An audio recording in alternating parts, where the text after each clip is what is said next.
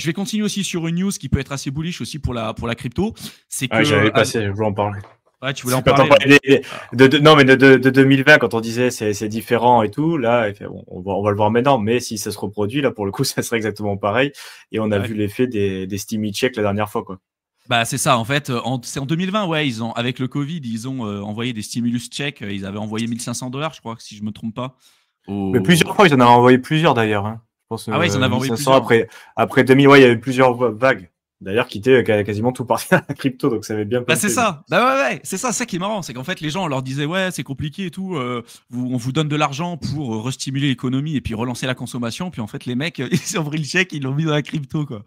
Et donc là, avec le Doge, donc aux États-Unis, avec Musk et Trump, ils ont fait un cut sur ce qu'ils appellent le deep state, donc sur toutes les infrastructures qui fonctionnaient pas correctement, sur les pots de vin. Bon, bref, ils ont fait des économies de 55 milliards en quelques jours. Et du coup, ils veulent le redistribuer aux Américains. Alors moi, j'aimerais bien voir si un jour on arriverait à avoir un truc comme ça en France, quand même. Un petit aparté, ça serait quand même fou. Hein. Mais j'y crois absolument pas parce que... Pour l'instant, on a déjà commencé par la base, c'est-à-dire essayer de réduire les dépenses, en fait. On n'a même pas commencé la première étape. Donc, avant de distribuer quoi, un potentiel surplus ou un potentiel quelque chose qui était économisé par rapport au reste, nous, pour l'instant, on continue de creuser le trou sans aucune volonté d'essayer de faire des économies. Donc, on est un peu mal. Parce qu'il y a de l'argent à aller chercher quand même là-dessus. Hein. Des assos qui servent à rien, des infrastructures, tu payes des milliards avec tes impôts pour créer zéro valeur et tout. Bon, j'en ai beaucoup parlé sur d'autres lives, mais bon, il y a de la thune à aller chercher. En tout cas, aux États-Unis, ils taillent dans le gras directement et ils veulent redistribuer du coup une partie de ce qu'ils ont récupéré aux Américains et ça représenterait, de ce que j'ai pu voir comme chiffre, hein, je peux me tromper, mais je crois que c'était à peu près un chèque de $5 000, donc qui est clairement pas dégueulasse.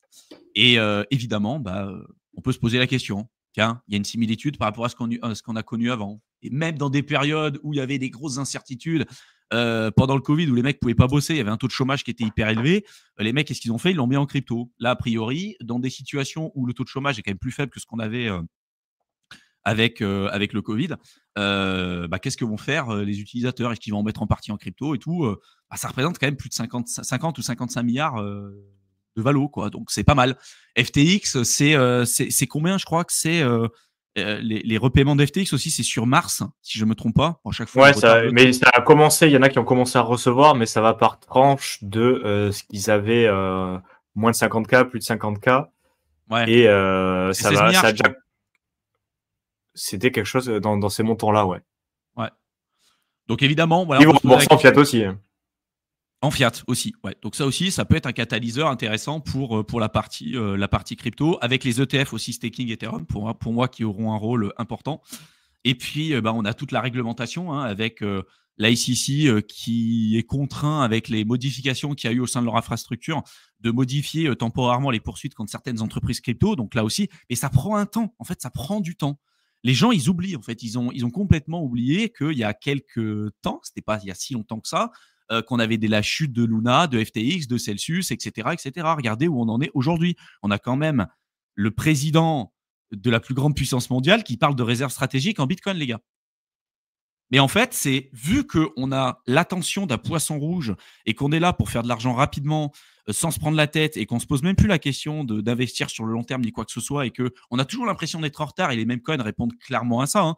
On se dit, tiens, il y a un truc qui a pumpé, il a fait 300%, mais c'est bon, je suis déjà en retard, sauf que ton truc, il a un market cap de, je sais pas, de 30 000 balles. Ah non, mais t'es déjà en retard. Donc en fait, tu as une attention éclatée au sol, comme tous ceux qui traînent et qui passent leur vie sur TikTok aujourd'hui. Et malheureusement, c'est pas comme ça que tu crées un portefeuille long terme. C'est surtout pas comme ça que tu gagnes de l'argent et que tu perds pied sur ce qui est important pour la croissance et le développement de l'écosystème crypto. Et il y a quand même eu des grosses modifications qui sont structurellement super intéressantes et super pertinentes. Et je ne vois pas, sur le court terme, pourquoi ça changerait. Pour l'instant, on reste toujours sur un truc extrêmement intéressant, quoi. Et quand vous avez la majorité des gens qui vous disent c'est pourri, ça sert à rien, faut vendre, machin, nous qui sommes dans la crypto quand même depuis des années maintenant, des épisodes comme ça, on en a connu des centaines. Hein. D'accord, hein. Pour ceux qui ont connu le cycle passé, Ouais, on en a eu aussi des vertes et des pas mûres. Et je peux vous dire que quand il y a eu en mars 2020 le crack avec le Covid et que le Bitcoin du jour au lendemain a perdu 50% de sa valeur et que les alts ont perdu 80% de leur valorisation, je peux vous assurer que là, il n'y en avait pas un qui parlait d'altisal. Et ceux qui avaient la possibilité d'acheter sur des niveaux comme ça, regardez les performances qu'il y a eu par la suite. Quand il y a un consensus en vous disant c'est pourri, c'est de la merde, ça sert à rien et tout, et aujourd'hui, franchement, il y a un pessimisme mais énorme en crypto, énorme. Vous ferez ce que vous voulez. Chacun se fera sa propre idée. Moi, je continue d'acheter, en tout cas.